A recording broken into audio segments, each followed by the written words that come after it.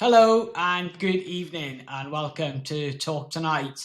This is episode 11, and here now is my new guest is Rozie Sanders, and we have an incredible journey to talk about through from Latvia to the UK, and an amazing story to talk about. So simply deeply emotional. Her experience carrying her father-in-law, Paul, through his battle with cancer, and obviously then Rosie's PTSD after his passing. This is about grief, mental health, and finding ways to move forward. Okay, Rosie, how are you doing? I'm all right, thank you. Thanks for inviting me. That's no problem at all. So it's really good to sort of like to catch up again. And like I said, I hope that everything is well. Don't chill out. Everything's fine. We're just going to like chat through this now over the next 45 minutes, an hour.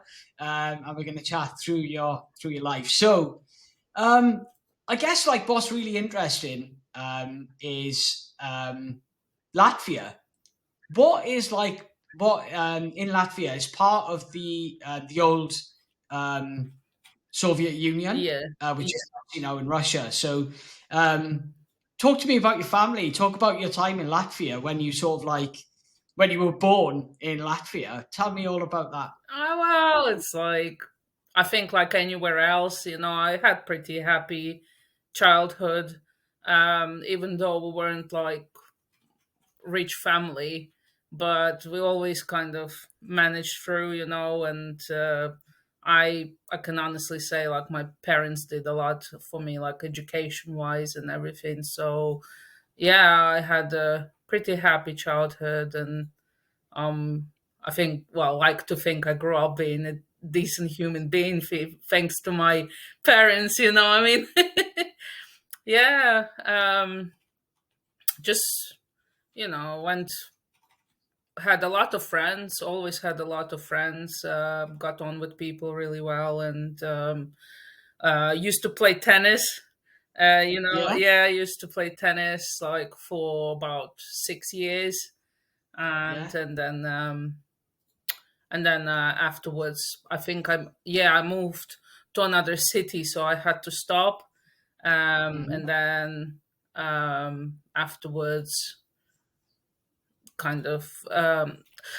Mom used to say when I was a kid, when I was about 8 years old, that already from my 8 years old, I said I'm going to live in London. I'm Okay. going to live in UK. So I don't think you told me this time last time when no, we spoke. new things pop up like when you keep talking. But yeah, it was funny because I've learned how to speak English from Cartoon Network, so from watching Right. cartoons, and yeah, and like it came quite easy to me to learn Hmm. a new language. But I think when as a child, when you learn new languages, you kind of soak it in like a sponge, right? So Yeah. yeah, I liked learning English, and then I think that was part of the reason why I kind of wanted to move to Right. UK, like right from when I was a kid. Yeah. So you wanted to move to London then, Yeah, at that age, but obviously like you're yeah, because obviously you've got the normal English language, but obviously your we I think we spoke about this before. Your language is it's not. I think you said your dad was Russian and your mum is Latvian. Is it or yeah, my dad is well, my dad's mom is from Belarus. Belarus? Yeah, and she moved to Latvia, and then she had my dad already in Latvia, but because they spoke Russian, so Hmm. basically, yeah, he's a Russian speaking person. Mom is from Lithuania, so she was born in Lithuanian village. But Right. it was like it's quite interesting because Mom used to live in Lithuania, but like on the border with Poland, and Hmm. then part of Belarus is on the border with Poland as well. So Hmm. both of them speak Polish as well. Okay. Yeah, I don't, but both mom and dad, and my nan, they speak Polish. Um, Right. So your language then is Latvian, Latvian, Russian, Latvian Russian. yeah. Um, Russian is my mother tongue, so my main language, because we speak that in my family. And Okay. Latvian is my country's language, um, which I was learning in school. Hmm. So I speak three languages. I speak, Three languages. yeah, Russian, Latvian, and English. Okay. So now it's mainly English, right? Yeah, yeah, it is. Obviously, I got. It's funny because my Latvian is now worse than my English because I don't really use Okay. that, but I use Russian a bit more because I speak to mom on regular basis and that Yeah. as well. But Latvian, I don't have many friends to speak in Latvian. Most of my friends are Russian speakers. So I Okay. only speak Latvian when I go home and I need to go to the shop, or Yeah. then I'm kind of like have to remember how to speak it again. But I guess it's always wired in your brain, Yeah, right? yeah. Like when I you're can switch it on, but like I'll be making so many mistakes when I'll speak Latvian. yeah. So what was so mum and dad then?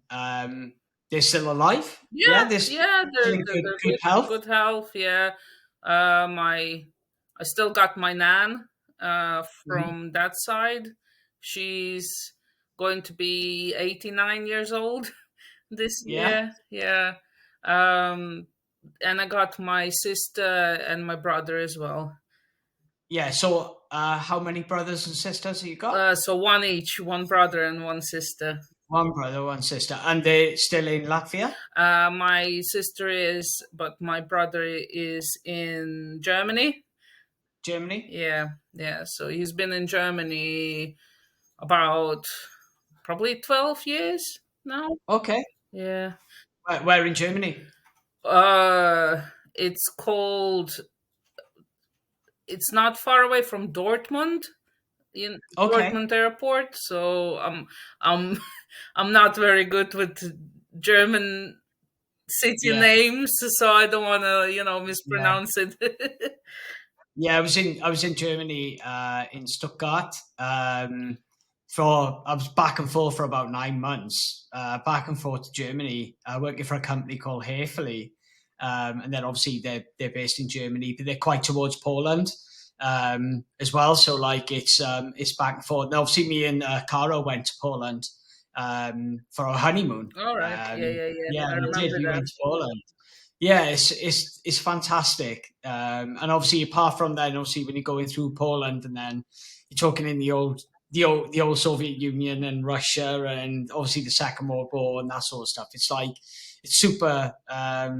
Like for me, like obviously we went to to Poland, but yeah, I guess it's the closest I've been. I think obviously to to Poland. I didn't quite go to Russia, and obviously with Russia now and obviously Ukraine. Is your family sort of like have they spoke to about the situation with Ukraine and Russia, or is yeah? I think we spoke on Yeah, this, right? yeah, yeah. Um, my family and I, we don't speak politics, Mhm. because they are on a different side than what I am. So they're Yes. supporting Mr. Putin, and Yes. I'm a Ukrainian supporter, but honestly, like in total, I would say I'm just like against the war. It's so, I feel so sorry for just just civilians, because they're Yes. just dying for nothing. And yeah, but when it's all started, then when I realized that my parents, and to be honest, all of my family are like on, Russian side, I'm kind of Yes. like, yeah, let's not talk about that because we're going Yeah. to pull out.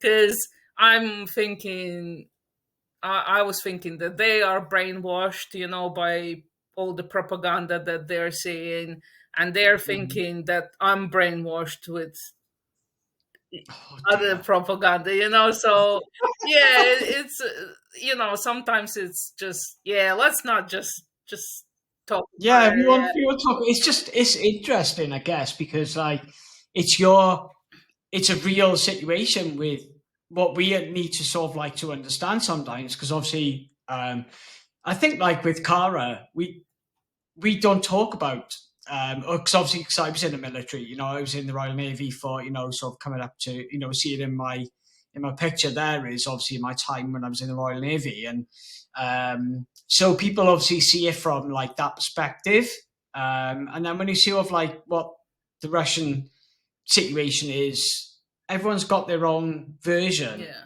of what's going on. And when we're talking about like the financial money that the UK are giving to Ukraine, and we're trying to do, and obviously what the Americans are doing like right now, and then we got friends in Canada.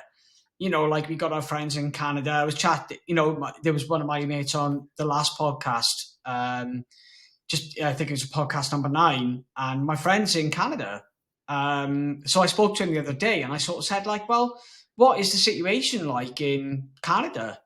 And like from what they're saying, like the differences to what America is saying compared to obviously what the Americans are saying compared to what it's all it's all in the head, isn't it? It's all crazy, and for you to see it like it's your family yeah, that see it from one perspective and to the other perspective. It's very interesting from that perspective, isn't it? yeah. It is. Yeah, we're You all. try not. Yeah, we're just like, yeah, let's just not. Sometimes my mom slips up and starts telling me how great, you know, Putin is, and I'm like, Mom, just stop. Yeah, Just stop. Let's yeah, move on from this topic. Let's yeah, talk about something else.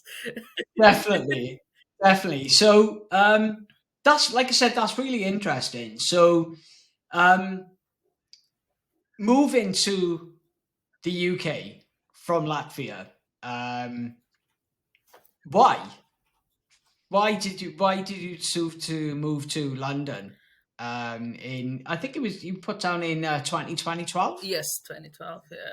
Yeah, right beginning January 2012. Yeah, um, I didn't see my future in Latvia, so I've started working in hotels still when I was in Latvia, so as a housekeeping, and then I went to college and I got like my diploma in hotel business Hmm. and like management, and I thought, well, I probably will have more opportunities in UK.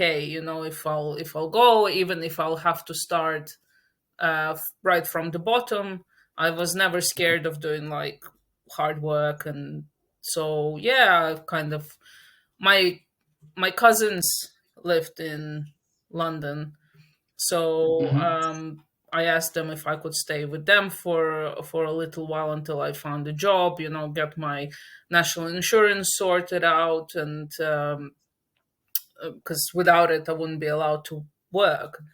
And yeah, they helped me out, like forever grateful. um and I started working in Hilton Hotel as a in London Bridge. Right. Yeah, so yeah, and I worked there for about a year, 2 years maybe. Yeah. um and then I got disappointed really quick Yeah, because I don't know. It's like it's a very big team of yeah, different people. You should have seen it. Like so many so many different housekeeping girls from different countries, and yeah, we would all sit in circles. There would be all girls from Latvia and Lithuania, everyone who could speak Russian, another wow, circle like Romanians, another circle Polish, from Poland, Hungary, like yeah, so many different people. And but I thought that I would be able to, move forward. So, yes, like, as in, okay, I worked in housekeeping for a while, and like, I was good at it. And yeah, I was thinking when there was an opportunity to get a supervisor position, I thought, oh, I'll have a go, but it didn't work out. So I yeah. kind of got disappointed, and I started looking somewhere else. Hmm. Um, and then, yeah, So where were you living then in London? Were you sort of like who were you sort of like living to then when you were in London? I lived with my cousins. Right. Yeah, so I stayed with my cousins for a little bit, but then my boyfriend at the time, he was still in Latvia, and then he was waiting until like I've sorted it out.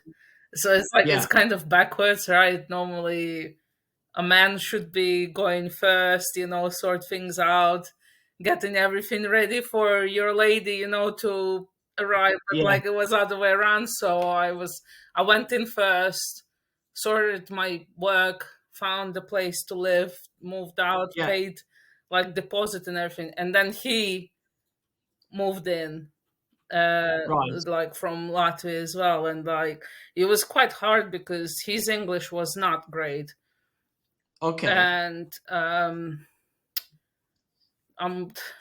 I'm like, I don't know why I am ashamed, but like I'm ashamed because he was looking to get like benefits, Right. rather than getting a job. And I'm like, I like all 13 years that I've been here, I never claimed anything. I always Yeah. worked for my money, and I'm like, I feel like it's, when you come to another country and you're expecting to get benefits, it's just disgusting to me. Like Yeah. you should come in and you should try and learn the language if you don't know it when you come in, Yes. and you need to work. You can't just expect like Yeah. uh help from the government because you're a lazy bastard, Yeah. No, like it makes completely sense, because like you've moved to another country, you want to improve better Yeah, in your life, to move to London. And like I've got friends, like I say, in London, and it's tough. yeah, It's a tough, to be in London. It can be extremely tough, and like for you to do that would be a massive like push for yourself together, and like you you're doing your best, right? So in that moment, then in sort of like around about 2012, you're working really hard, and then you sort of like when you're in London, it's like, what's the next step for you? Like when you're in London, then at that particular time, because you're doing everything that you can do, you want to improve in your voice and yeah, in your English and that sort of stuff. Where's the next step for you then at that particular time? How did you deal with it? yeah. It's hard. It's hard, but I think now looking back at it, it's almost like um, everything happened step by step that led me to where I am now. Hmm. Because even though that guy, my ex-boyfriend, he was not a good man. He was abusive, and he was actually hitting me, and he was like mentally abusing me as well. Hmm. And I actually went back home. So I left him and I went back home, and I thought, it's not working. I'm going to stay home and I'm going to try and build my life back home. Uh, How many years were you in London then with your ex husband? Oh, your ex ex-boyfriend, yeah, ex ex-boyfriend. boyfriend, yeah, ex Um, partner. so wasn't long. It was a couple of years. I think Yeah. it was about, yeah. So I came in January 2012, and Hmm. the everything happened. I had to call the police and get my stuff, Wow. and then I left in about October 2013.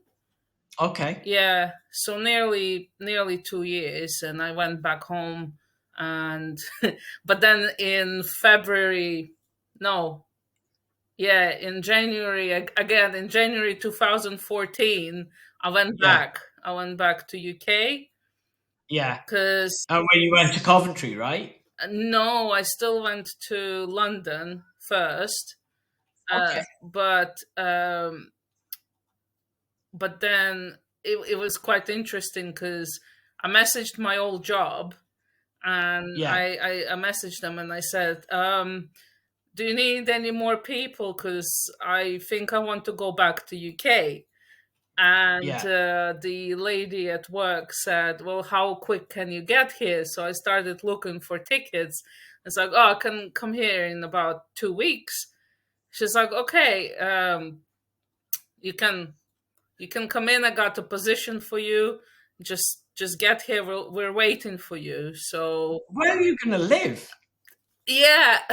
So I messaged my cousin again, and Yeah. Okay. I asked her, can I stay a couple of days until I sort out accommodation?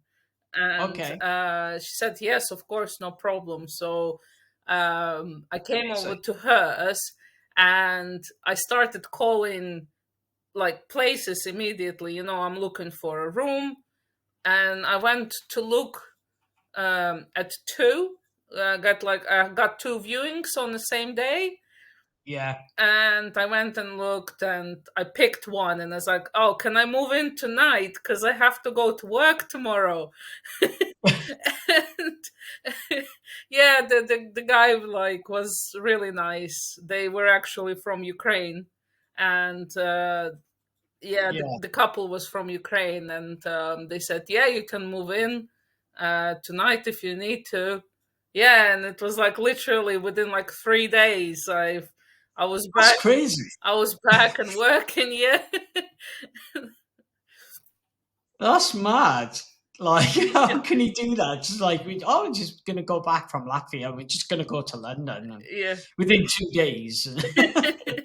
yeah, That's mad. yeah. It's crazy. Like, uh, yeah, it was mad, but I was happy to be back, and but Yeah.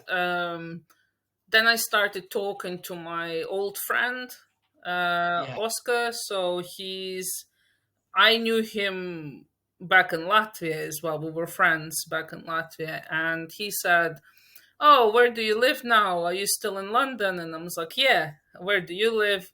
And he said he's in Coventry. And Hmm. he was like, well, it's much cheaper to live in Coventry. Do you want to like move in? We got a spare room in a shared house. Hmm. So him and his cousin, they were renting a 3-bedroom house. So they had a Right. spare bedroom there. And yeah, basically about, yeah, so 2014 January, I moved back to London, and then in August 2014 I've moved to Coventry, and then Yeah. started looking for a job in Coventry.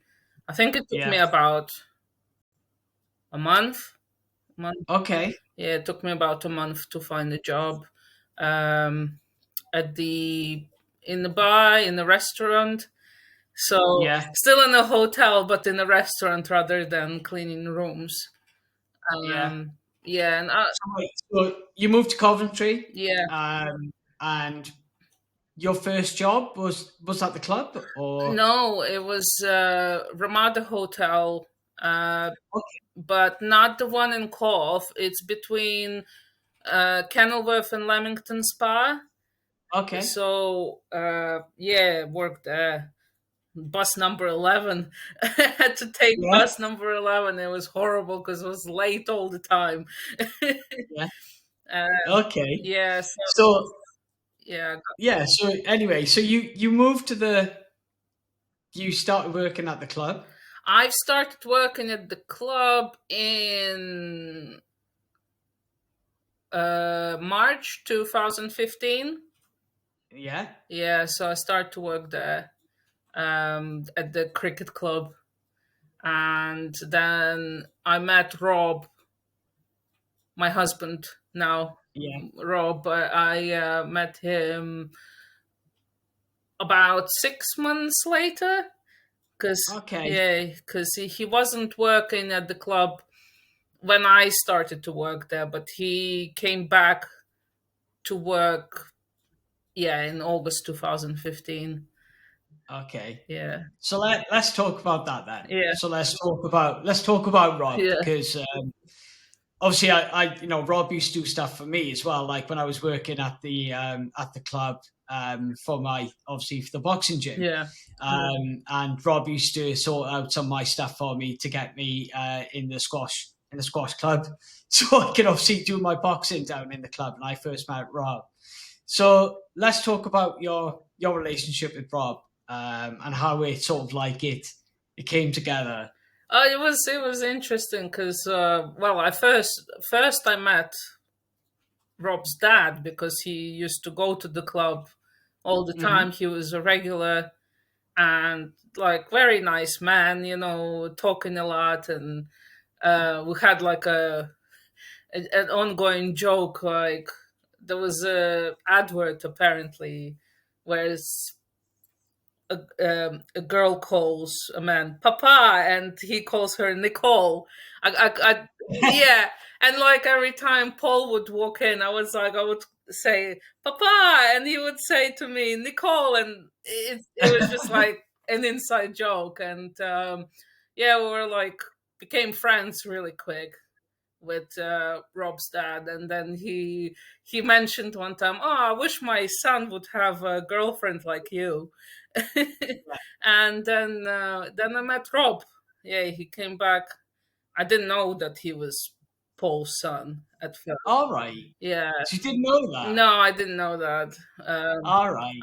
Well, I've been told pretty quick that, yeah, oh yeah, Yeah. he's my son. So yeah, um, we Rob and I became friends really quickly. Hmm. He was like he was a really nice guy, and Yeah. he used to walk me home like after night shifts, like Okay. like late shifts, because I lived like in the area which was not very safe. So yeah, he would. Where were you working then? Where were you living? Um, I lived in like Stoke, but Right. it was closer to the city center, and Yes. it was Rob used to walk you down there, all the way back yeah, down there. yeah, yeah. He walked me down Oh there. yeah. Yeah, yeah. And we used to talk a lot, and like he's a very good listener. So like I would Yeah. tell him about my problems and everything, and like I think that was like one of the things that made me start falling in love with him, because Yeah. he would like listen to me, not interrupt, and was really kind to me. And Hmm. oh, like I was, I would listen to him as well if he wanted to talk to me. So yeah, it was really like good friendship at first, and then Mhm. a kind of I started falling in love with him. I wasn't sure about him at the time, but Yeah. then I remember Then you realised that Paul was Rob's Rob's father. dad. Yeah, yeah, That's where you first met. Yeah, I yeah, suppose. Yeah, I guess that's where you worked, right? yeah, yeah. Because we both were working there, and yeah, we're all like really friendly to each other. Mhm. And on on Rob's birthday, we went out, and I got really drunk, and I told him about my feelings, Yeah, and he's like, and I was telling him, oh, if you're not feeling the same, just forget about it. We can be friends, it's fine. And then he said, yeah. no, I feel the same way about you, and yeah, like, sorry, oh yeah, yeah, and like that's how we started dating. Um, So pretty So much, when was that? That was in. will be 9 in September on his birthday. Will be 9 years. 9 years since we've 9 started. years. And he got married in. Um, on 2nd of September in 2020. Yeah. So will be 5 years. This year will be 5 years. Oh, amazing. Yeah, so it's so good. Like, it's a really nice story as well. Like, because I know a nice Rob is like he's a really nice guy, and like I say, he's one of these guys who would do anything for anyone. Yeah, It's just the way that he is. So if you want to talk about Paul a little bit, then so Paul had he got he got unwell at that particular time. So Paul got unwell. yeah. It was From in 2019. yeah, 2019, yes, right before COVID, he got diagnosed with stage 4 bowel cancer. yeah. Uh, Was that quite sort of like it just sort of like happened? Paul just started to feel well, well. he's been feeling pretty bad for about 6 months, I want to say, before he got diagnosed. He started having like issues and like pain, and he used to be like he liked his uh, drink, Okay. and then I think when he started to realize that he can't really drink anymore, he's like something isn't right. I'm not well enough Mhm. to have my drink. So So at this time, you're living with Rob, in yeah yeah, with Paul, yeah, but Rob, and obviously with Rob. yeah, You've moved into their life together, which is it's great because obviously the family is starting yeah, to build together with Rob's family. yeah, yeah. I moved in 2017. Okay. Yeah, so moved in. So it would have been like already 2 years since we've all lived together, Mm-hmm. and so it was myself, Rob, Paul, and his sister, Mm-hmm.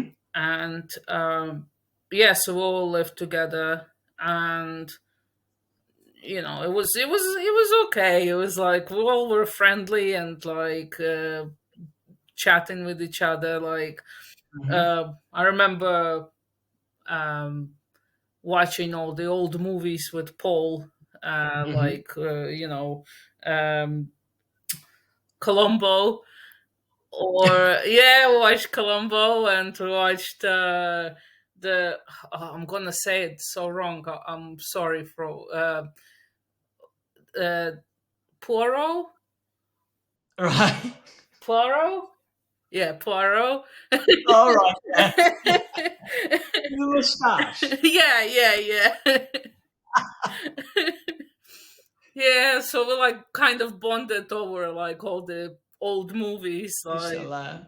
Oh, yeah. and yeah, so it was a nice life. We were like getting along with each other, Mm-hmm. and not without an occasional.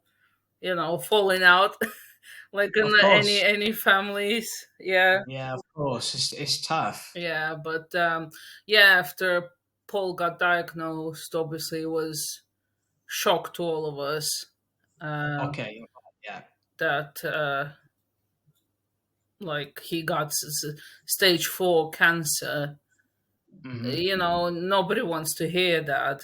And he was booked in for a surgery in, I want to say, end of May to Hmm. 2020. So yeah, and then COVID hit, so we were all Yeah. at home. Yeah, so um yeah, when he went into his for his surgery, um they they literally made it in just in time, when we've been told, when they've opened him up, Yeah. like his bowel burst open. So yeah, like if it would be delayed a little bit longer, it would have been too late. Yeah. And at one point, uh Rob and his sister, they received a phone call saying that unfortunately he's not going to survive, and Hmm. to go and say his goodbyes, their goodbyes, Yeah. to him. But so they went, they said their goodbyes. He was on the life support machine. Hmm. Yeah, so they said their goodbyes. They came back home, and then they received a phone call when they turned off the machine, the life support machine. He started breathing on his own, like Amazing. like it was a miracle. Even in the hospital, they called him a miracle man, because Wow. from being just like on your way out, and he just wanted to fight, he just wanted to live. So Amazing. yeah, he pulled through. Yeah. He pulled through when he came back home. uh, So how many days then did he go back home? I think he was at the hospital for about a month, Right. so for quite a long time, like. And when they sent him home, oh my god, he was like just so skinny. He's like, he just lost a lot of weight. And Mhm. yeah, it was hard. Like recovery was hard, on all of us, because we had to help him out, with the get him to the bath, um, cooking his meals, Yeah. making sure he has everything he needs. We moved all his computer, his like bed sheets and everything. We moved it downstairs, so he didn't have to go up into Yeah. his bedroom, because he was really really weak.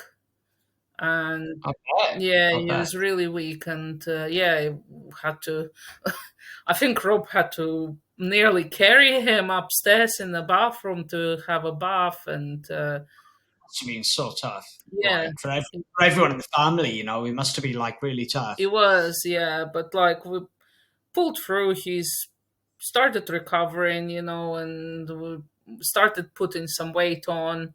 And Yeah. then I think the most amazing thing that happened was you could see that he wanted to live.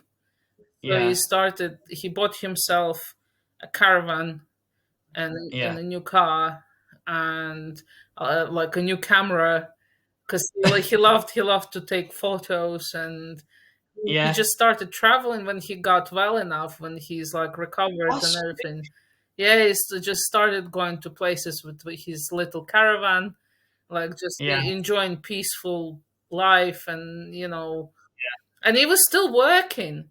He was still That Yeah, he was still going to work, like, till the last day, Robbie, till the last day, like he was literally going to work. that's mad. Yeah. that is mad. Like for him to sort of like to be through stage 4 cancer, right? So it was like how many years? Like it was a couple of years, two right? years 2 years, yeah. Yeah, 2 years, like of just getting your life together, Yeah, and to do that, like obviously you needed, some help from from the family, yeah, but like to do that for like over a period of 2 years after stage 4 cancer is just like it's pretty impressive when you look back at it. Like it's pretty impressive. So um, he started to feel unwell again at that particular time. yeah. Unfortunately, yeah, he started like deteriorate bit by bit. I think the chemo was quite harsh on him, Yeah, and he was getting both. He was getting both chemo and radiotherapy, so it was like it was tough and making him sick, but um, had to. he was still working. He was still working. Yeah, he was still working. Just going. Well, yeah, he was because he was the main engineer in his company.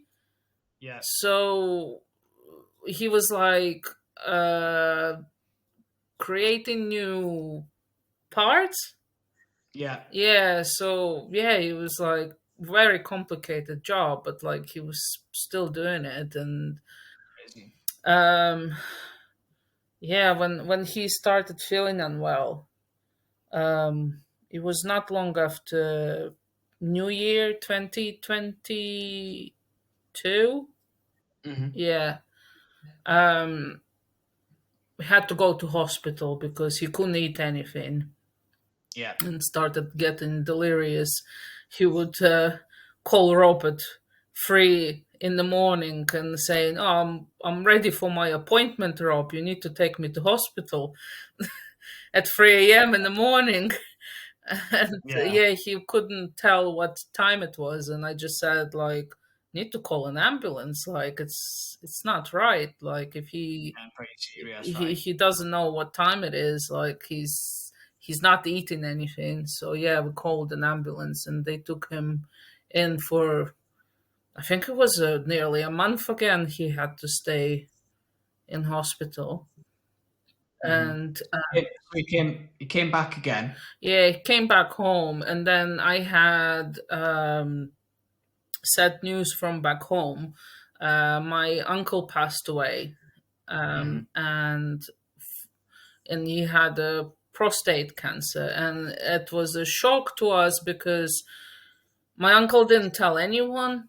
He didn't tell anyone that he was struggling, that he had cancer. He told my dad. It was my dad's little brother. Hmm. So he told my dad that he just had his hip was hurting or something like that. But yeah, I basically was told uh, right at the end, and Yeah. I was like, I booked some tickets. I thought maybe I'll get the chance to see him for the last Hmm. time, but unfortunately, I got call from mom saying that he's gone. So I had to go to Latvia because in Latvia, the funerals are within like 3 days. Yes. And we because we have an open casket funerals. Yes. So yeah, I went home for a funeral, and while I was at the funeral back home, Paul got back into hospital, and he because he was yeah, when they operated on him, they had to remove all his bowel, so he had the bag. Yeah. I forgot what it's called. The stoma bag. Yeah. So Hmm. but he still had like problems with constipation. So Yeah. while I was away, he was struggling really bad with like pains, Yeah. and it put him in the hospital. And then when I came back from Latvia after the funeral, So it was like a couple of days, right? Yeah, yeah, he told me. I was literally gone like 3 days. Yeah. And then after 3 days, I came back, and Paul told me that doctors told him that he's not going to get any more chemo. Hmm. So he said, that's it. And I could tell that um, he kind of like gave up. He's given Yeah. up, um, which was sad to see. Yeah. Um, Of course. but yeah, and then I got COVID. Yeah. And I got COVID, and I was so scared because obviously, Scared of the situation, right? yeah, Because I was, yeah, COVID was tough, right? yeah, I was scared because Paul was sick. He had the cancer, and here I have COVID, and I'm like, oh my god, if he's going to catch it for me, that's it. That is Oh, it. And I felt so guilty, and I'm like, we got into an argument with him because I was asking him, "Can you go stay with your friends for time being? Because I can't leave anywhere. I'm sick. I have to. I have to stay isolated, and I don't want anyone to catch it." And he's like, yeah. "No, I want to stay at home. I'm not gonna go anywhere. I want to be in my bed." And Yeah. then he went out, got his caravan out, and put it outside his work. So he was going to work every day, and working in the caravan for Yeah. all day, and then he would just come home to sleep. Hmm. Because I was staying downstairs in the living room away from everyone else, and Hmm. he would not see me really. He would just be in the other side of the house. So what was the so what happened then at the I guess like obviously, you've been in COVID, Paul being away, unwell. Well, And then see let's talk about the situation about what yeah. happened. So um, it was within a week. So a week passed. It was a Saturday, and I've started feeling better by then already. But everyone left. Like Rob's sister was at work. Rob left for work.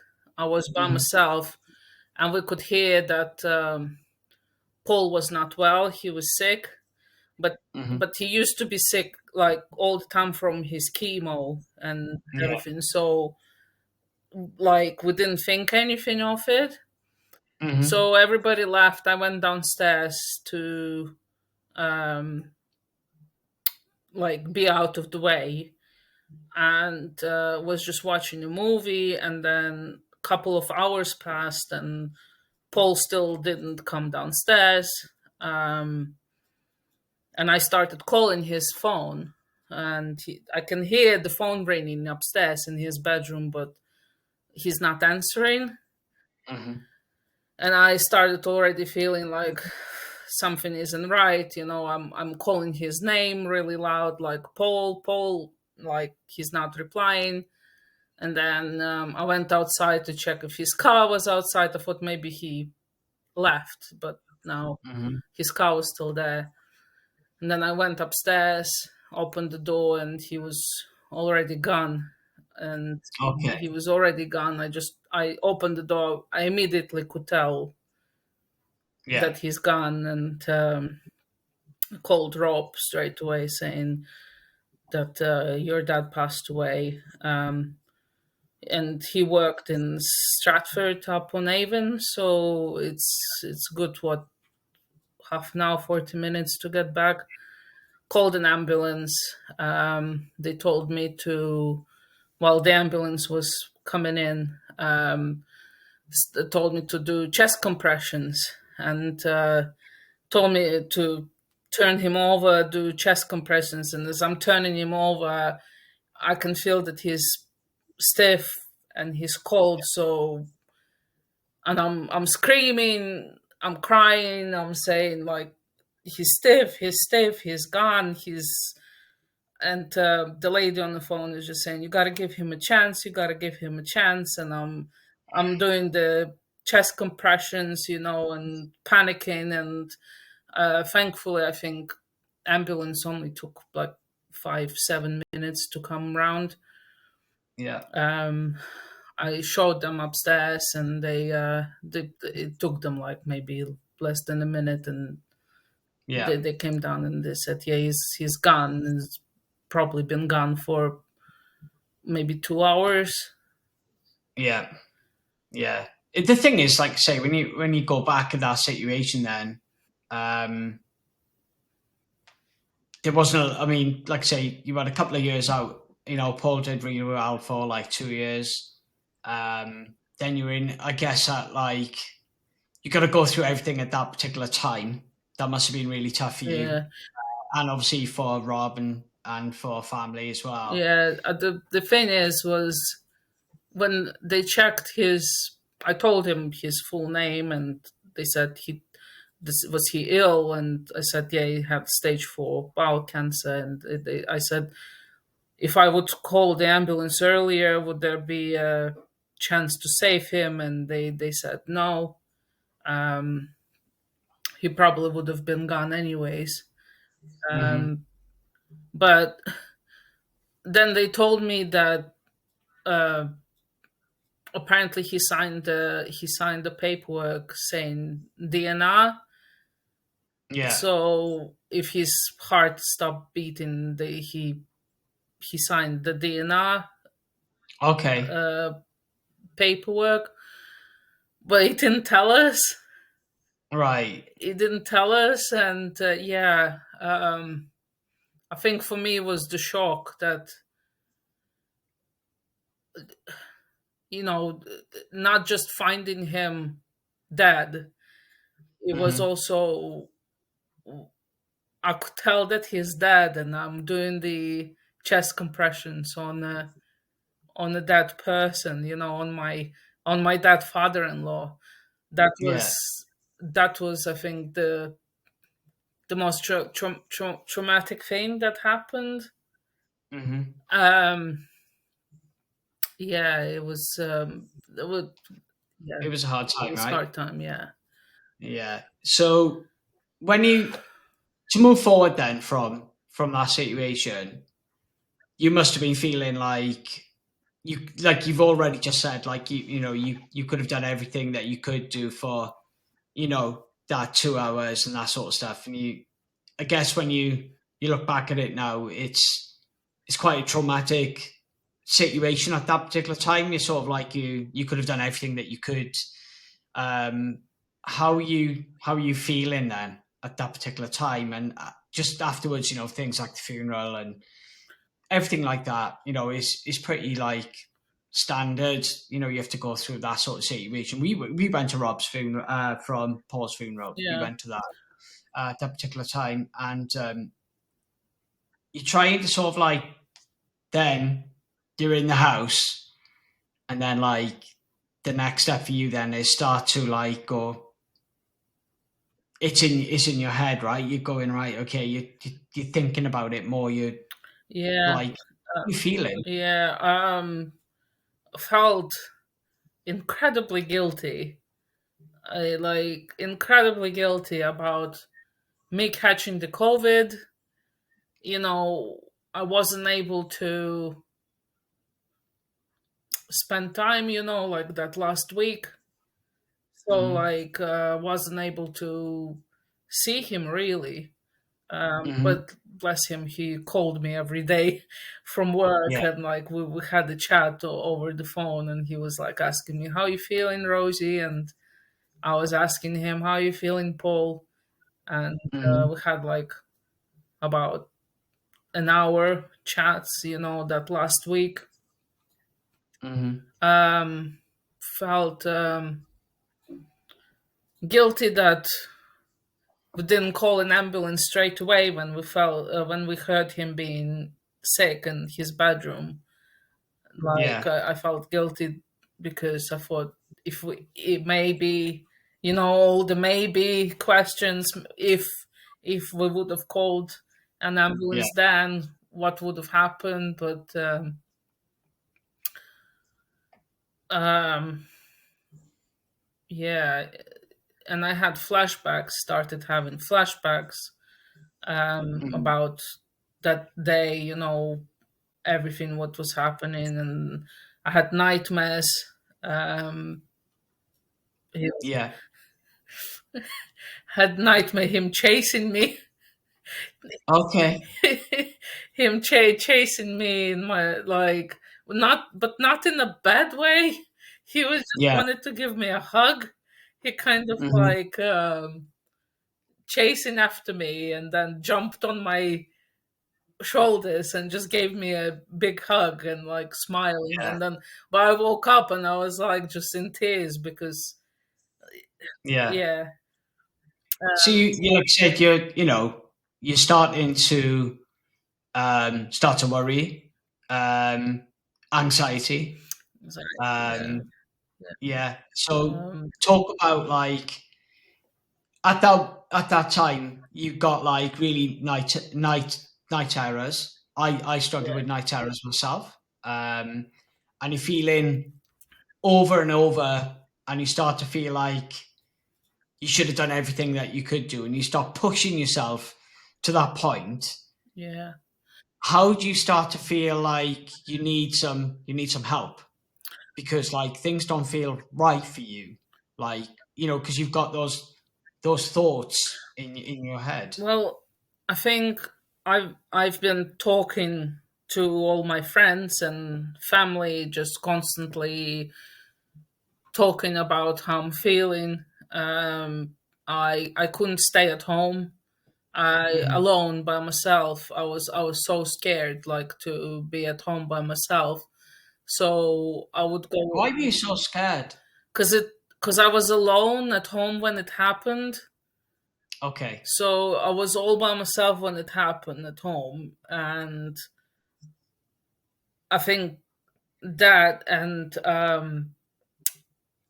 the Rob and his sister decided to have an urn with his Mhm. ashes down in the living room, and for me it was like a massive trigger.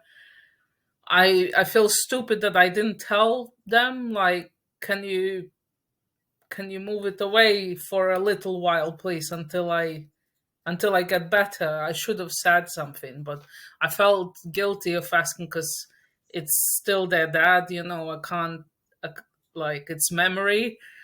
Mhm. But for me, it was a massive trigger. I I couldn't walk past his bedroom. I was getting panic attacks and anxiety every time I would just go near the room. Yeah. Um, so I started leaving the house on Saturdays. Um, I Okay. started leaving the house, going to see my friend. I would call her all the time.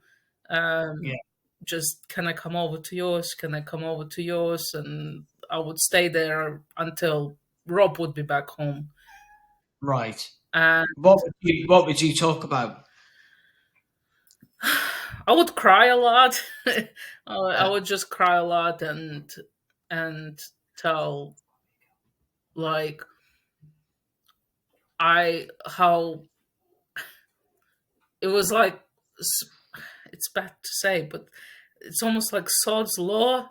Because I used to always, Paul used to say, "Oh, I would just want to die in my bed watching Formula One," and this is what happened for him. So he died in his bed, and Yeah. Formula One was on the telly. Yeah. I was always saying, "I hope I'm not at home alone when this is happens." Yeah. And it happened actually, like, you know I was at home alone when that Yeah. happened, and yeah, so completely reversed for me. And Yeah. I would cry, and I would tell my friend like, oh, why did it happen this way? um and I would always say that should have done more, I should have done more, like how guilty I was that feeling that we didn't call an ambulance earlier, and Yeah. The thing is, at that particular time, you did everything that you could do yeah. at that particular time. So when you've tried to sort of like to move forward then from that situation, did you start to get you some help? Yeah, well, it happened kind of. I was thinking about it, but I didn't know. About therapy? Yeah, about therapy, but I didn't know where to go, and so I ended up having like a health scare myself. Like I had pain in my left breast, so I got scared. I went to see my GP about Yeah. that, and they've checked, everything was fine, but they said, have you had a stress over something recently? And I just started crying, and I told them everything what happened. um, and they said, well, why don't you try IAPT? Hmm. IAPT is like a self-referral thing online that um, you can just go online, um, and I think you need to fill out a form, so self-referral form, and then they give you a ring back. Yeah. So yeah, I filled out this form, and then they rang me back about a week or so. Spoke to a Hmm. very nice man. He had like several questions, and then I had another phone call, and they've placed me on a PTSD course. Hmm. So it was a group course, online course. Hmm. I would have to.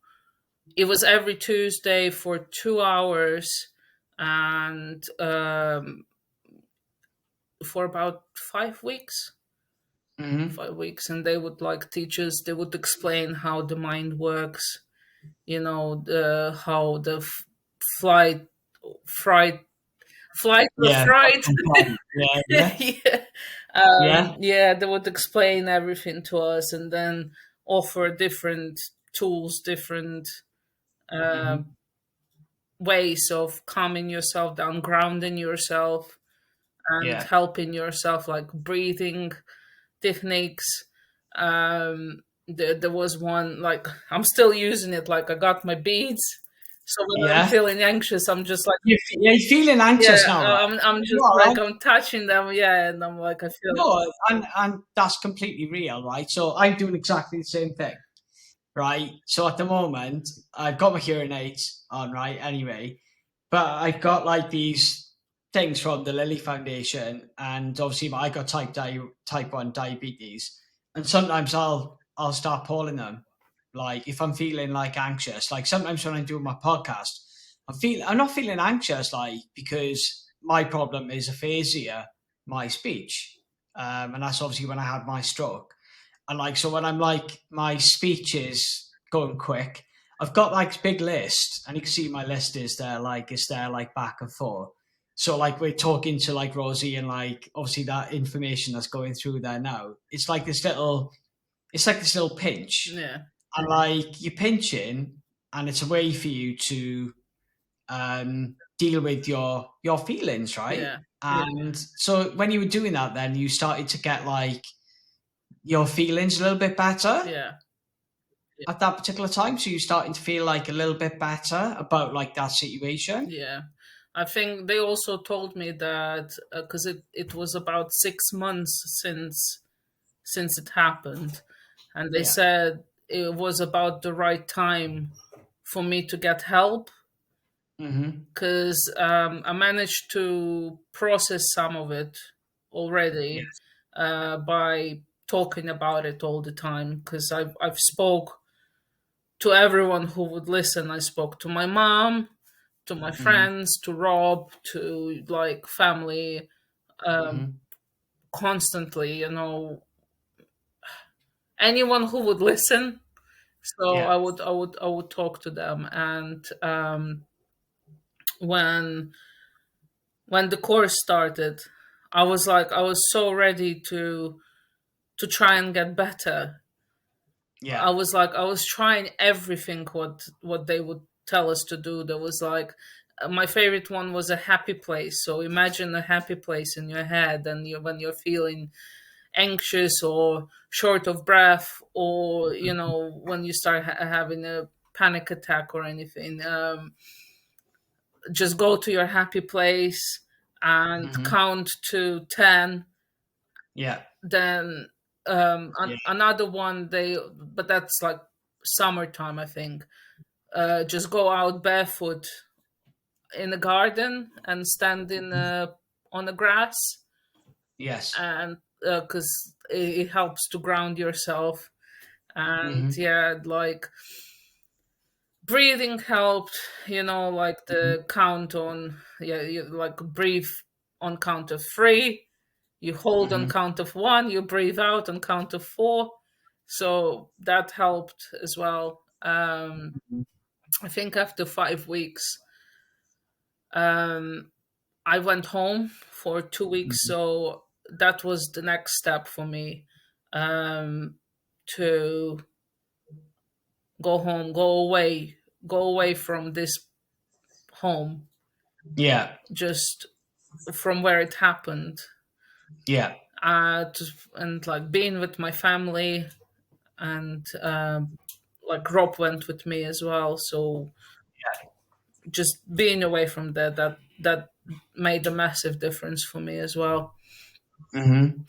So Yeah, yeah, so like I say, it's a terrible situation to begin with, and um, so when you go back through it now, like it's a couple of years down the road, and I know that like you want to try and sort of like get your own house together yeah, with Rob, because obviously you're still in that particular house, and it is memories, yeah, and you want to sort of like to be able to move forward. yeah. Do you think that like even though you're still going to get help, would you say that was a diagnosis given for PTSD at that particular time? Have you sort of like are you considering, are you still going through therapy right now, and how do things work for you in like your tools, and what do you do to sort of like to say you were going to move forward and Rosie's going to move forward Yeah. particular time? And it's something that I always talk about on Talk Tonight at the end is, what do you do next? Are you sort of like looking for a diagnosis of PTSD, and how does that work for you to sort of like to be able to move forward?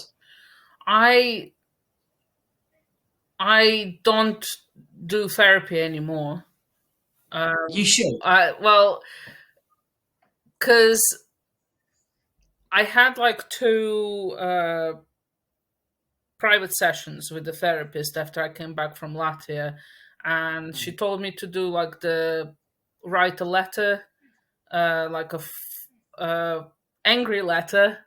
So all the anger that I had, like inside me about the situation and everything, and then a forgiveness letter as well.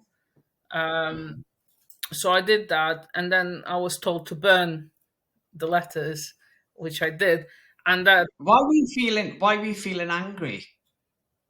felt angry because I think because it happened to me. Right. I just felt angry. I felt like, why me? Hmm. Why me? Like, because like my health was not great after that. Like I had heartaches, and it's probably everything to do with like anxiety and panic attacks and everything. You Yeah. still having panic attacks? Sometimes little ones, but I can manage them. I Okay, can that's good. I can manage. Yeah. Um, it was also, um, yeah, I think about certain situations with Paul, like when he was obviously ill, and he was short tempered, and he was looking for a fight constantly, and I was the closest person to him to listen, and Hmm. he would just create these arguments out of thin air, and yeah, that's where the You you burnt that away. yeah, I burned So that you've away. burnt that away now. Yeah, Yeah, yeah, I managed to let it go. So yeah, yeah, managed to let it go, and yeah, the next step is probably just moving out of the house, yeah. selling this house, moving out, moving somewhere else. So you're gonna move else, but what you need to try and do is, like you say, is to burn it away, Yeah, isn't it? Burn it away. But if you are feeling like you need help, or if you're starting to feel anxiety, because you're starting to feel a little bit of anxiety there, right? yeah, Which is completely normal, right? I have really bad anxiety because obviously what happened to me, and I'm trying to burn away like my problems. Um, I just spent my weekend with my friends for the first time. I got in the train for the first time in 2 years yeah, by myself without Cara doing it for me. And you, like I said, you've gone through trauma. You was trauma as well when you were in London with your ex. There's been trauma there, but now you're trying to move forward in your life, and for you to keep going really well. And when you go back at it now, you've done really well. Everything that you could do, you've moved from Latvia to London to Coventry, yeah, and obviously you want to put together your own health, your own health and your own house, again, which is like again really positive. But if you if you're talking about PTSD and you're talking about like therapy, it's I guess it may stay there with you, but if you're using those tools yeah, that you using, that's going to be like positive for I guess the rest of your life. yeah. There is help. There is help, and I think the IAPT is a really good place to start. Like, for anyone who's going through something like that, is a good place to start.